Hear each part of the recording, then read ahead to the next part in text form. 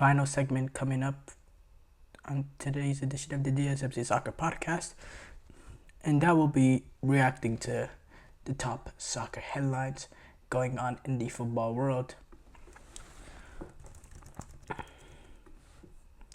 We have to start off with Emil Smith Rowe. He'll be making the move. The player that was once looked at as part of the future for Arsenal has now been dealt with Fulham for about $34 million deal, $34 million pounds. And Fulham have already agreed to deal with Arsenal. It's going to be worth around £34 million, equivalent to $43 million. And this was £27 million straight to Arsenal, and then as the fixed fee, and then a further $7 million extra. Emil Smith Rowe, he is Fulham's actually first permanent transfer. They're looking to reinvest the money that they've made by selling João Palhinha to Bayern, and a few years ago we looked at Emil Smith Rowe, Bukayo Saka. Those players, even Odegaard when he came in late into that season, we looked at as the future of the team, the gist of the team, Kieran Tierney.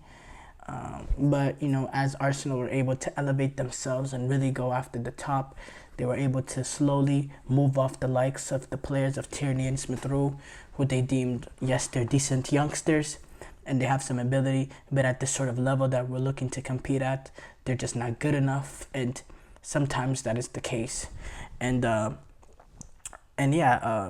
thought they did well, being able to recuperate about 34 million of it. That's about most of what, that's about a little bit, more than 3/4 of what you had to do to get Calafiori.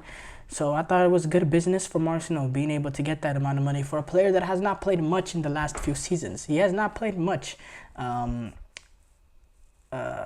Smith Rowe. So I thought Arsenal, they did some really, really good business getting that money. I really think they did.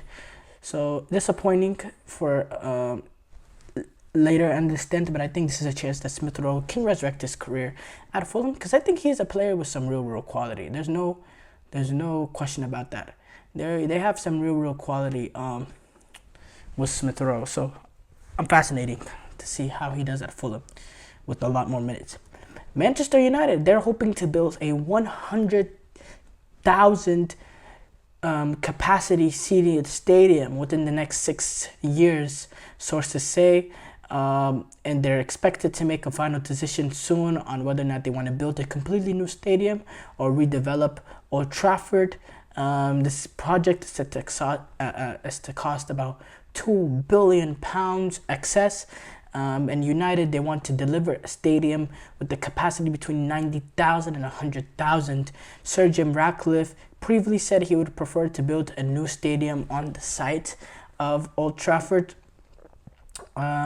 But plans, they have not been finalized, and they look to talk, they want to talk amongst themselves.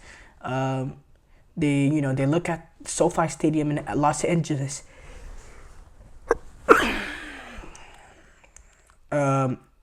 as a inspiration for what they want to do. United, they actually played Arsenal at SoFi Stadium on Saturday during their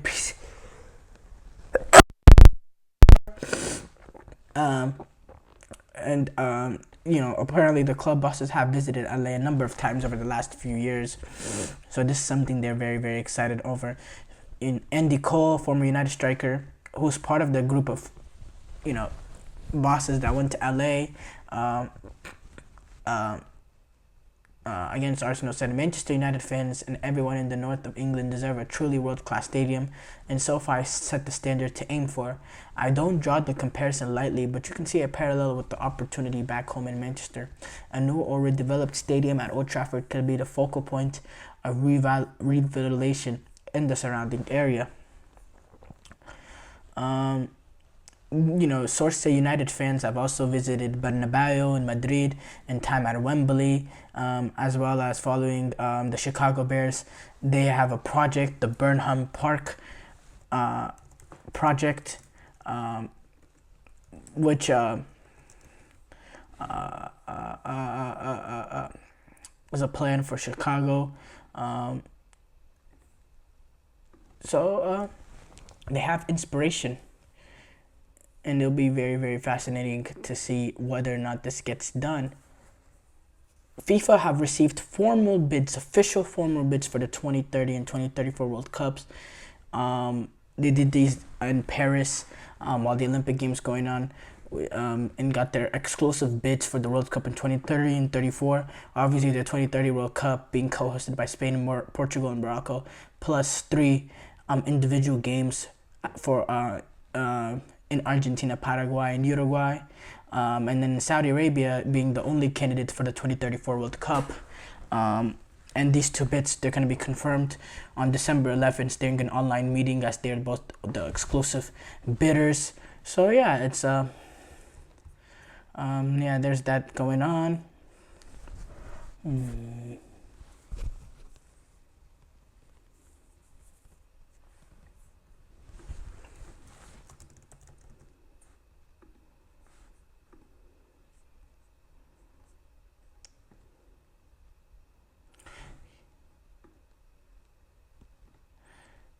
Canada is challenging a 6-point deduction by FIFA at the Paris Olympic Court.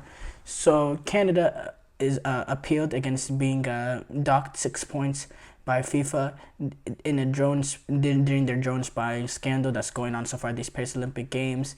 And a verdict is going to be expected hours before the team plays its final game against on Wednesday.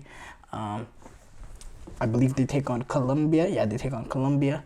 FIFA, did they take on Colombia? Yeah, I think they take on Colombia. Yeah, they take on Colombia.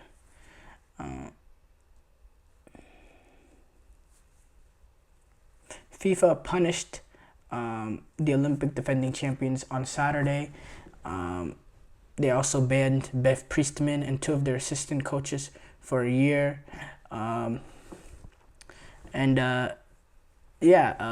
The appeal is based on the disproportionality of the sanction, the Canadian Soccer Federation said. They also say, which we believe unfairly punishes the athletes for sanctions they had no part in, and goes far beyond restoring fairness to the match against New Zealand.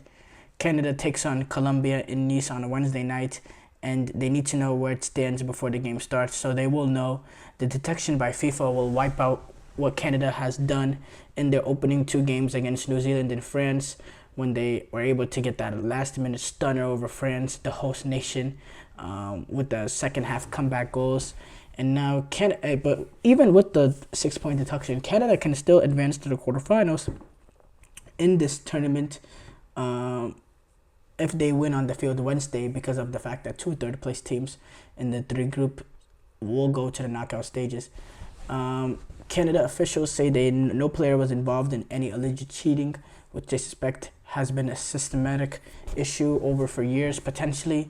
But that's an interesting and a horrible place for the players to be in, needing to wait till hours before the final game to know, whether or not you really have to go for it in the final game, despite, pulling off that absolute stunner against France. It's a tricky situation.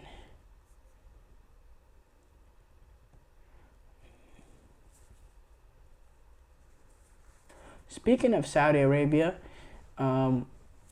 they plan to, they're going to be hosting the 2034 World Cup. They said on Sunday they plan to build a 92,000 capacity stadium in Riyadh that can host major international events. With Saudi Arabia, they're gonna win the rights at the 2034 World Cup, and it's set to be completed. Should be set to completed in 2029, years before the World Cup, and it'll be the main base of the Saudi national team, and it'll be a part of a sports complex that'll have an indoor sports hall with an Olympic-sized pool and other facilities, and it'll be named after Saudi King Salman. The SBA said the design was chosen from several submissions by 6 international companies, ensuring it meets FIFA requirements and standards of sustainability and architectural excellence. That's an Olympic-sized pool alongside all $92,000 capacity stadium.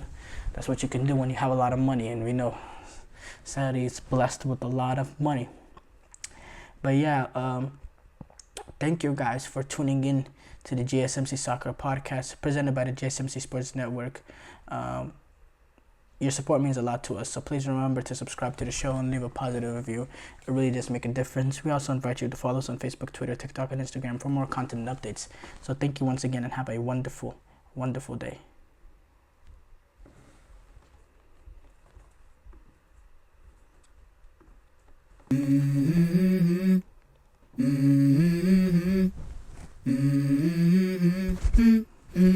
Let's go.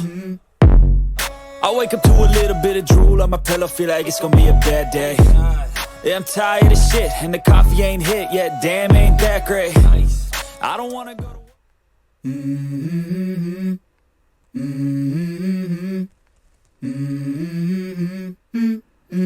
Let's go. I wake up to